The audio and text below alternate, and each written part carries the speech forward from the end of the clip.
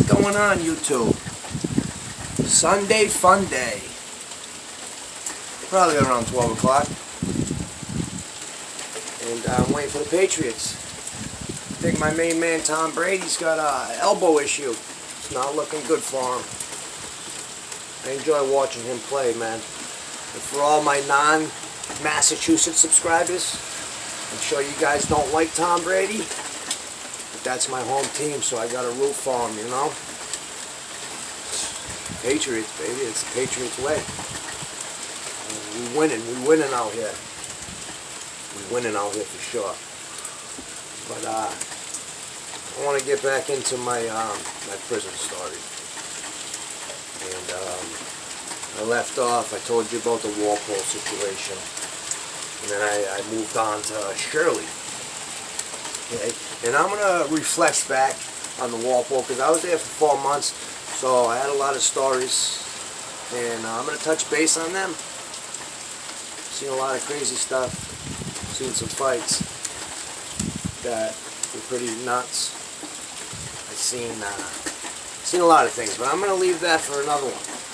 Okay, right now I'm going to continue the process of what happens in state prison, because for the most part you don't stay in one prison system for the whole time.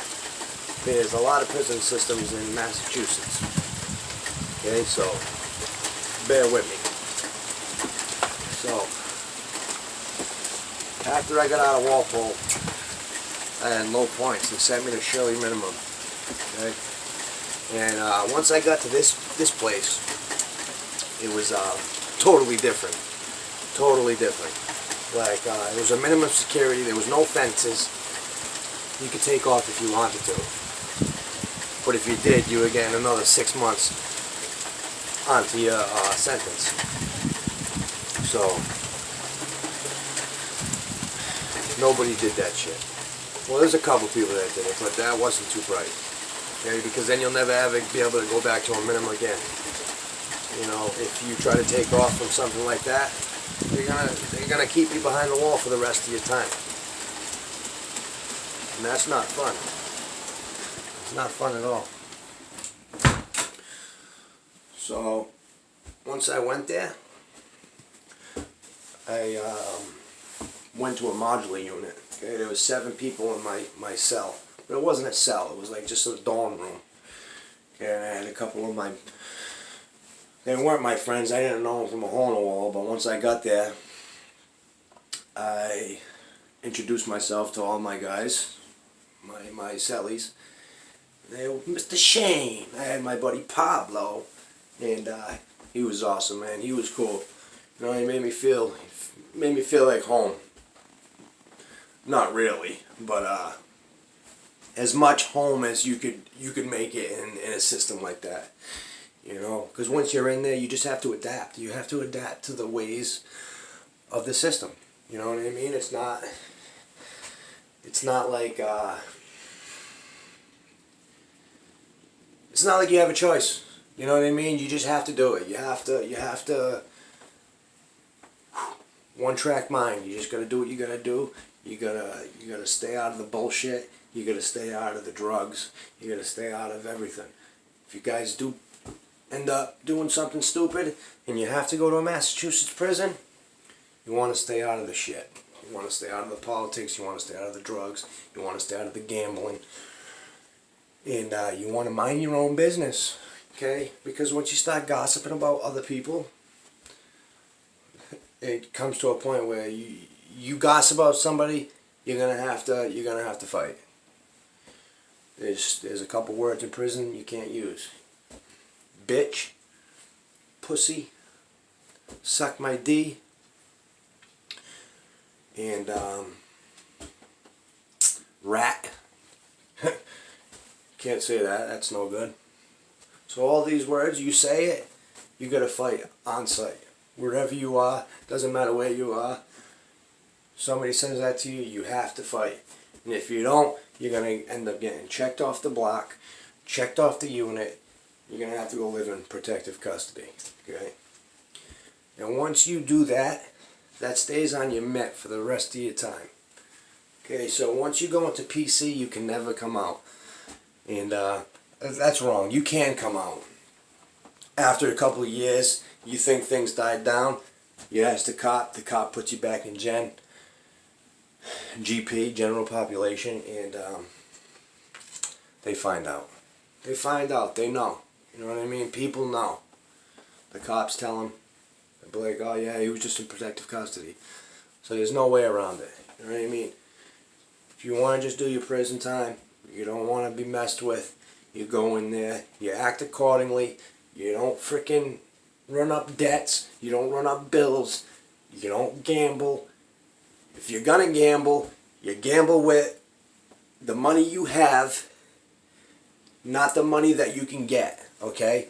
Because you go get money from a store. Okay, let me break down the store real quick. So a store is somebody that has money, they come in with money. Okay, they buy an $80 canteen bag, okay? And what they do is they don't eat nothing. And they start a store with it. Okay, so they have $80 worth of product. And people that are just coming in that don't have any money, they'll tell you where the store is. Oh, well, Joe Blow in house number 6 has a store. Go grab a 2 for $3, or a 3 for $5, or a 5 for $7. And basically what that means is he'll give you something, but that next canteen, you have to pay back what you borrowed plus 2 items, or plus $1.50, or plus whatever the VIG is. A VIG means that is the interest. Okay, they're gonna get interest on you. You know what I mean? A lot of people do the star thing because it's a hustle. There's a lot of hustles in prison. Okay. My buddy Pablo, my cellie, was the master at hustling. So he could cut hair. He could cut hair with the buzzers. He could cut hair with the comb and razor. He was awesome. And everybody wanted their hair cut, so he would get paid all day. You know what I mean? He would cut people's hair all day and he would just bring in the money. You know, and then he would have food to eat at night. And when I say money, it's not money. There's no currency in there. The money is food and stamps. Okay? So that's how you buy your stuff. Say you want to go buy something off somebody. Say your headphones break. Okay? You need to... Pablo did that too. So say you go to Pablo, be like, hey Pablo, my headphone broke, and I need you to fix it for me. He'll give you the price, okay? He'll be like, all right, well, I'll fix these for you, but you give me a honey bun and 2 soups. Canteen day. All right, I appreciate that, thanks. You give him the headphones. Within an hour, he had it all fixed up. You put a new jack in. He made them like brand new, okay? You have to pay that.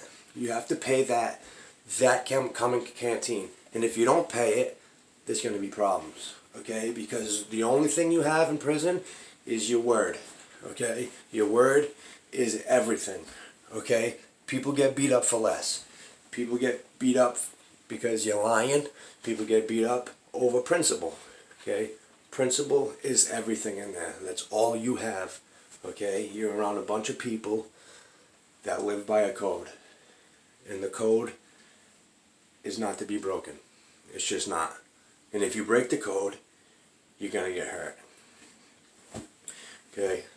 I was fortunate enough to not have to deal with any of that. Okay? Because I didn't need it. And if I did have something, I had friends. You know what I mean? I had friends. So some people go in there and they're not well known. You know, I'm just lucky. I was lucky enough to be well known, and I know a lot of people in there. So I could just go to one of my buddies and be like, hey, can I grab something, and I'll give it back to you. So I didn't have to pay extra. Okay? But for the most part, you have to pay that extra. And if you don't pay, hey, you're going to get your head punched in. Okay?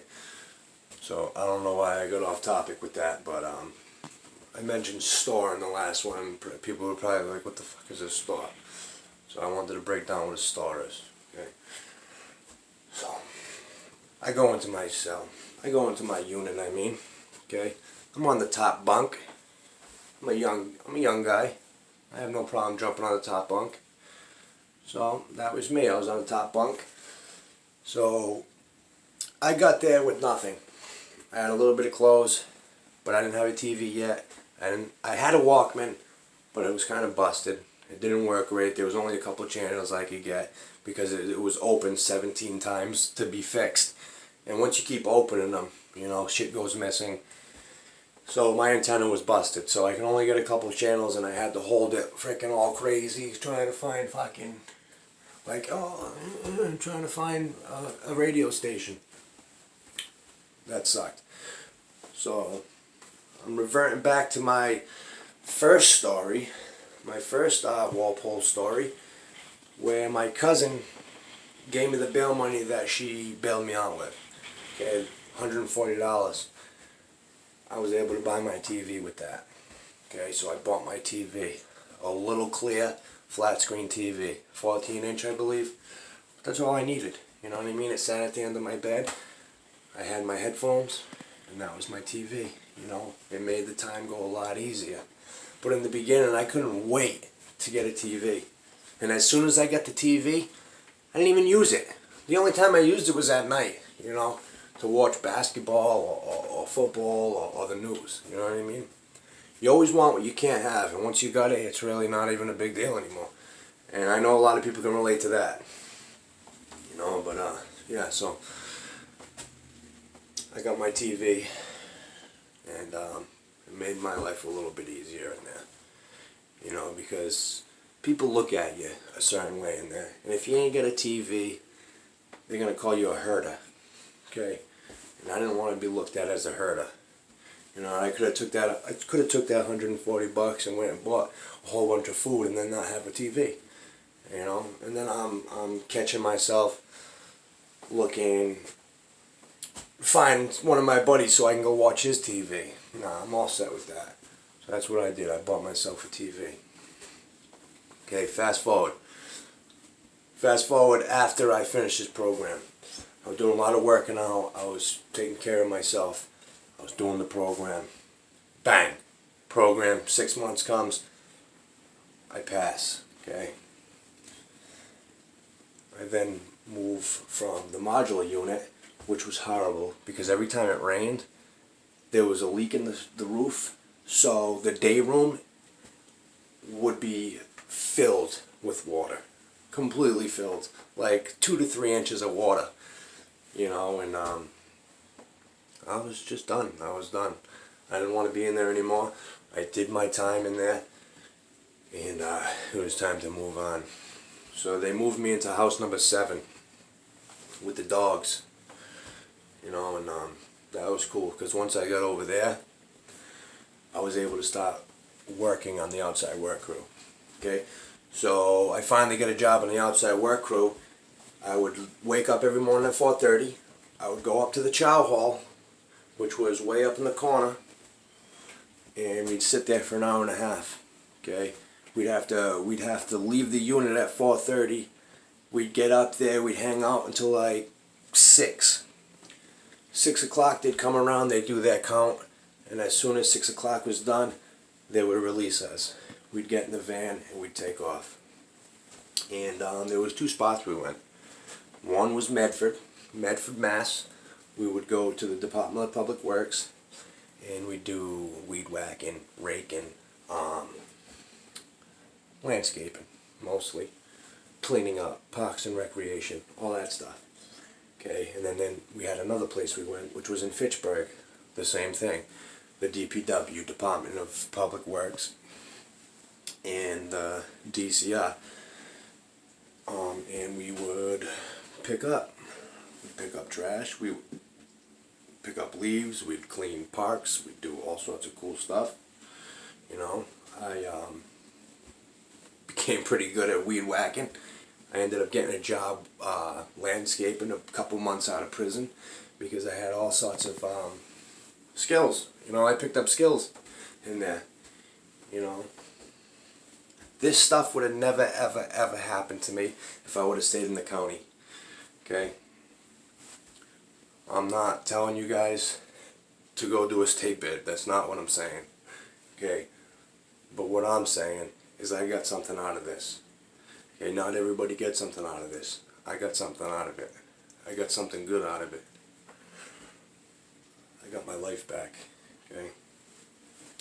So, I was on the outside work crew, and that happened for a little while. I was out for maybe 3 months, and then if you do that CRA program, you get an early class. So classification is every year. So you get to see a class board every year. But if you do that program, after the 6 months, you get an early class. So you don't have to wait another 6 months because they'll give you an early class. So I went into the class board and they said, Mr. White, what are you looking to do? I said, well, I'd like to go to Boston pre-release. I'm like, alright. So we're going to give you a 3-0 vote. I said, great. Let's do it. 4 weeks later, guess where I was going? Boston pre-release. The thing was, that place was different than every other pre-release in Massachusetts.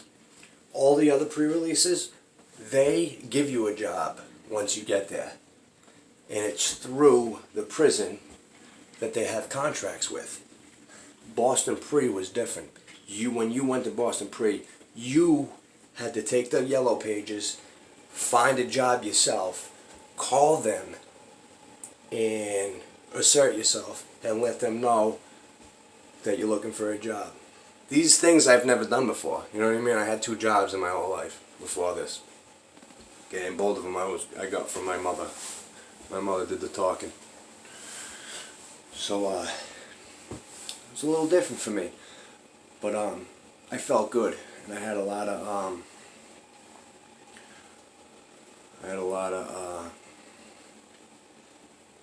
I don't know. I mean, I can't find the word I'm looking for. Jeez.